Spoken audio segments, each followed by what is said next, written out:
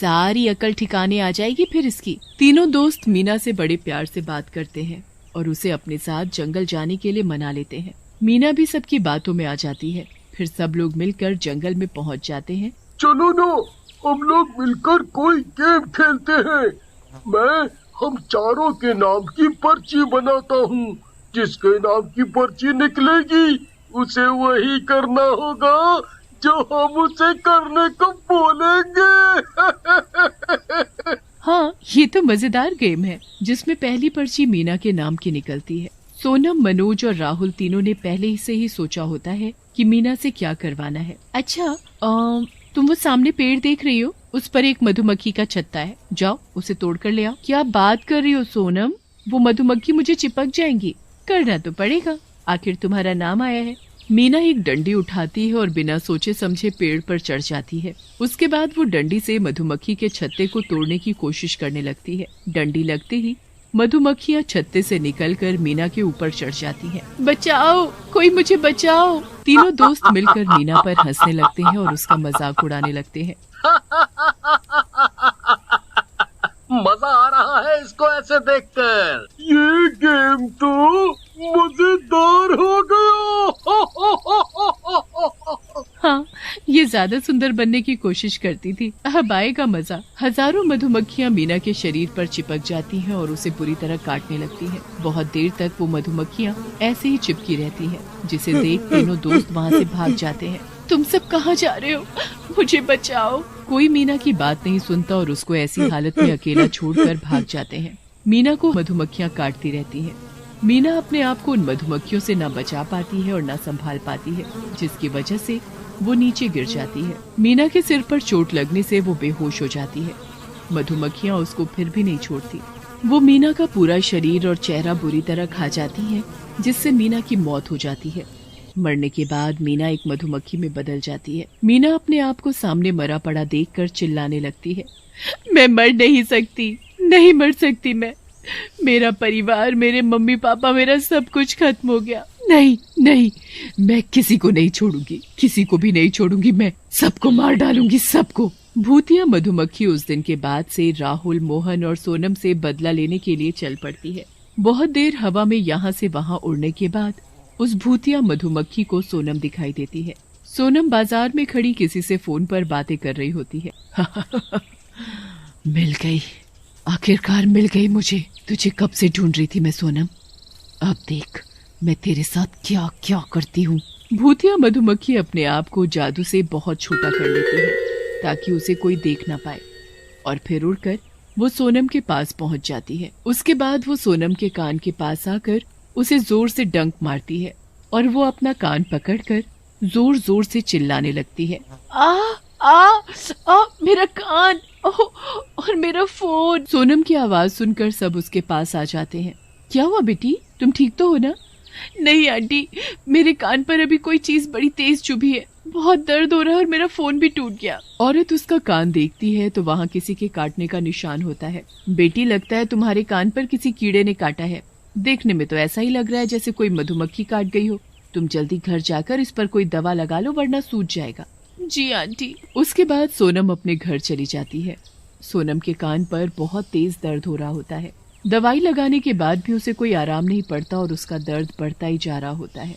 उसके बाद भूतिया मधुमक्खी फिर से यहाँ वहाँ घूमने लगती है और उसे राहुल दिखाई देता है। राहुल कॉलेज जाने के लिए अपनी बाइक स्टार्ट कर रहा होता है। मिल गया मुझे मेरा दूसरा शिकार, देख अब मैं तेरे साथ क्या करती हूँ। राहुल अपनी बाइक स्टार्ट करके निकल पड़ता है और भूतिया मधुमक्खी उसका पीछा करने लगती है। राहुल कुछ ही देर में हाईवे पर पहुँच जाता है। तभी भूतिया मधुमक्खी अपना आकार छोटा करके राहुल के पास पहुँच जाती है। पहले तो वो उसका ध्यान बटाने की कोशिश करती है और फिर सीधा उसके हाथ पर बैठकर अपना डंक अंदर घुसा देती है। ये क्या है? मधुमक्खी के काटते ही राहुल का हाथ हैंडल से छूट जाता है। राहुल सीधा एक खंबे से जाकर टकरा जाता है, जिसकी वजह से उसकी थोड़ी चोट आ जाती है और उसकी पूरी बाइक टूट जाती है। हे भगवान, ये क्या हो गया? मेरी नई बाइक का क्या हाल हो गया?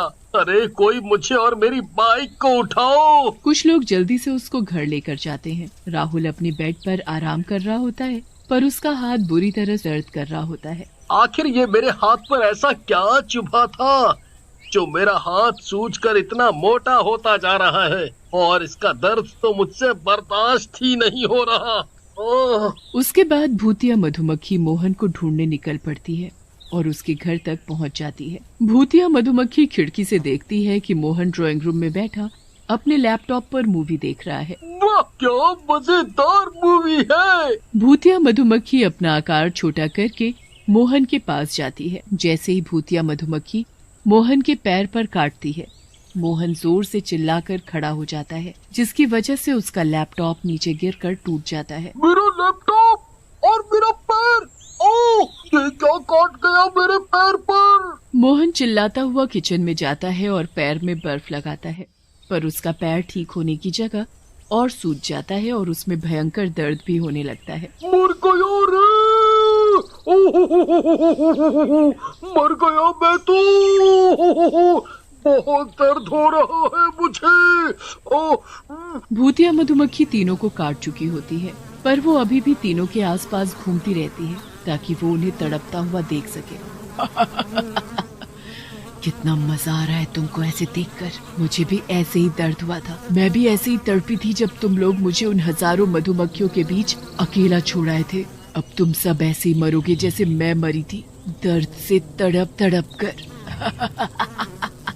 अगले दिन सोनम, मोहन और राहुल की हालत और बुरी हो जाती है और उनके शरीर में दर्द इतना बढ़ चुका होता है कि वो अपनी जगह से हिल भी नहीं पा रहे होते। जैसे तैसे करके सोनम मोहन को फोन करके अपनी हालत के बारे में बताती है तो उसे पता चलता है कि मोहन का भी वही हाल है। फिर वो राहुल को कॉन्फ्रेंस पर लेते हैं तो पता चलता है कि राहुल का भी वही हाल है। तुम्हें कैसे पता कि मधुमक्खी ने ही काटा है? अरे क्योंकि जब मुझे काटा था तो एक आंटी ने मुझे बताया कि वो एक मधुमक्खी के काटने का निशान है। मुझे कुछ ठीक नहीं लग रहा दोस्तों। कुछ महीनों पहले मीना को भी मधुमक्खियों ने काटा, जिसकी वजह से उसके मरने की खबर आई थी। हमारी बेवकूफी की वजह से वो मर गई। अब ऐसा तो नहीं कि मरने के बाद हम तीनों से अपनी मौत का बदला ले रही हो।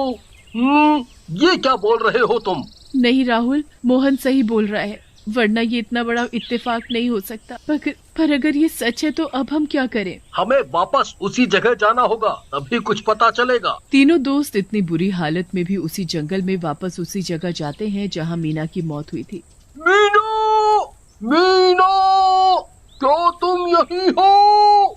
हमारी ऐसी हालत क्या तुमने की है? अगर सच है तो सामने आओ। भूतिया मधुमक्खी तीनों दोस्तों के सामने आकर खड़ी हो जाती है। भूतिया मधुमक्खी? भूतिया मधुमक्खी नहीं, मीना हूँ मैं, मीना। और हाँ, मैंने की है तुम्हारी यह हालत। अब देखो तुम्हारे साथ आगे क्या क्या होता है। ये दर्द हर दिन बढ़ता जाएगा और तुम्हारा शरीर हर दिन बिगड़ता जाएगा और फिर तुम सब मर जाओगे, बिल्कुल वैसे जैसे मैं मरी थी। हमें माफ कर दो मीना, हमें मत मारो। हम बस तुमको परेशान करना चाहते थे।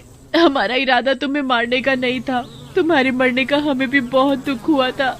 चुप रहो समझी, अब तुम्हें मरना ही पड़ेगा, तुम्हें कोई नहीं बचा सकता। हमने एक सबक सिखाने के चक्कर में बेचारी मीना के साथ बहुत बुरा किया।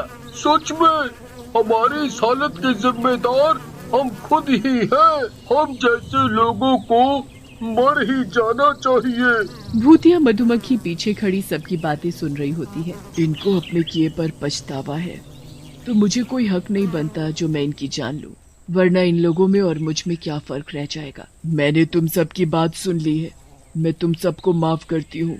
अब तुम उस जंगल में वापस जाओ और उसी पेड़ पर जो मधुमक्खी का छत्ता है उसका शहद लाकर उसे अपने शरीर पर लगा लो, तो तुम सब ठीक हो जाओगे। ऐसा कहकर वो गायब हो जाती है।